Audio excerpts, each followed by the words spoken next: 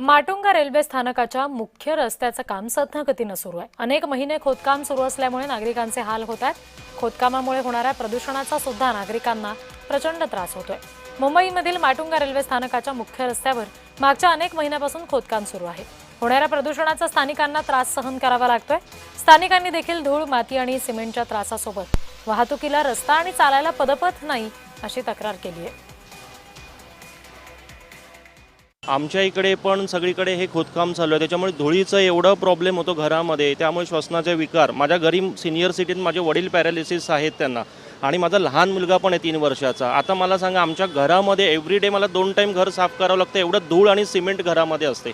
तर तुम्ही फक्त विचार करू शकता की आम्हाला कुठच्या परिस्थितीत राहावं लागतंय। जर मला 5 मिनिटाच्या अंतरावर राहून पण गुगलवर बघायला लागतं की ट्रॅफिक आहे का, तर मग ही खूप मोठी समस्या आहे। आणि समस्या ह्याच्यासाठी आहे की कारण हे अशी कामं आहेत, सतत काही ना काहीतरी असतात, सतत काही ना काहीतरी कारणावर हे खोदत असतात। तुम्ही बघत असाल इथे पाईप्स वगैरे फुटलेले आहेत, ते तसं झालं नाही पाहिजे। एक काम करताना एक कॉन्ट्रॅक्टर दुसऱ्या कामाचे पाईप्स फोडून टाकतो, खड्डा बुजवतो, निघून जातो।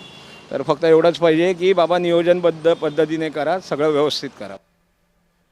तर प्रदूषणाच्या याच मुद्द्यावरून मनसेच्या पर्यावरण सेनेनं प्रशासनावर नाराजी व्यक्त केली। मनसे पर्यावरण सेनेचे अध्यक्ष जय शृंगारपुरे यांच्यासोबत आमचे प्रतिनिधी जय पवार यांनी संवाद साधलाय, बघूया। मुंबई महानगरपालिकेच्या माध्यमातून खरं तर अनेक ठिकाणी रस्त्याचे खोदकाम जे आहे ते सुरू असल्याचं पाहायला मिळतं। त्याचमध्ये खरं तर माटुंगा रोड या रेल्वे स्थानकाबाहेर आपण सध्या आलो आहोत, ज्या ठिकाणी आपण पाहू शकता की रस्त्याचे काम जे आहे ते करण्यात येत आहे। मात्र या ठिकाणी खरं तर पाईपलाईन जे आहे ते या ठिकाणी पाण्याची फुटलेली पाहायला मिळते, आणि त्यामुळे एकंदरीत या संपूर्ण खड्ड्यामध्ये आपण पाहू शकता कशा पद्धतीने अस्वच्छ पाणी या ठिकाणी साचलेलं, आणि यामुळे खरं तर अनेक नागरिकांना सुद्धा या ठिकाणी वाहतुकीच्या वेळी त्रास होताना पाहायला मिळतं। आपल्यासोबत या ठिकाणी मनसेचे पर्यावरण सेनेचे अध्यक्ष जय शृंगारपुरे आहेत, आपण त्यांच्याशी सुद्धा बोलणार आहोत। सर, कसं बघता एकंदरीतच्या माटुंगामध्ये खरं तर अशा पद्धतीने रस्त्याचे काम सुरू असताना पाईपलाईन फुटलेली आहे, तुम्ही या ठिकाणी स्वतः आला आहात, काय म्हणजे तुमची प्रतिक्रिया? आता टाटा कंपनी जे आहे ते त्यांच्या ज्या मोठ्या मोठ्या ज्या वायरी आहेत ते अंडरग्राऊंड ते घालतायत। कुठून घालतायत? ते टाटा पॉवर स्टेशन धारावीपासून ते महालक्ष्मीपर्यंत ते घालतायत, आणि त्या वायर्स घालण्यासाठी त्या लोकांनी सगळीकडे जे आहे ते स्टॉर्म वॉटर ड्रेन, गटाराची लाईन, तुमची BSTची लाईन, तुमची पाण्याची लाईन, सगळ्या लाईन्स फोडून टाकल्या आहेत। आणि ते पॅचेसमध्ये ते काम चालू आहेत। तर फोडल्यानंतर ते काय करतायत, त्यानंतर वर सिमेंट टाकून ते निघून जाणार। एका वर्षानंतर मग ते पाणी जर बाहेर येतं तर ABMC काय करतात, ते परत खणतात, परत बघतात अरे पाईप फुटलेला आहे, परत रस्ते खणा, परत तो पाईप बनवा।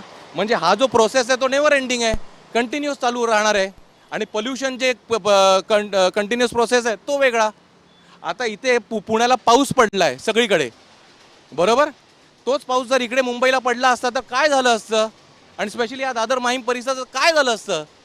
पूर्ण मुंबई चोक झाली असती। सगळे स्टॉर्म वॉटर ड्रेन सगळे चोक करून टाकले टाटा कंपनीने। महानगरपालिका, pollution control board, storm water drain सगळीकडे जाऊन याची तक्रार करणार आणि हे बंद करणार। सिद्धेश सह मी जय पवार, जय महाराष्ट्र न्यूज, मुंबई।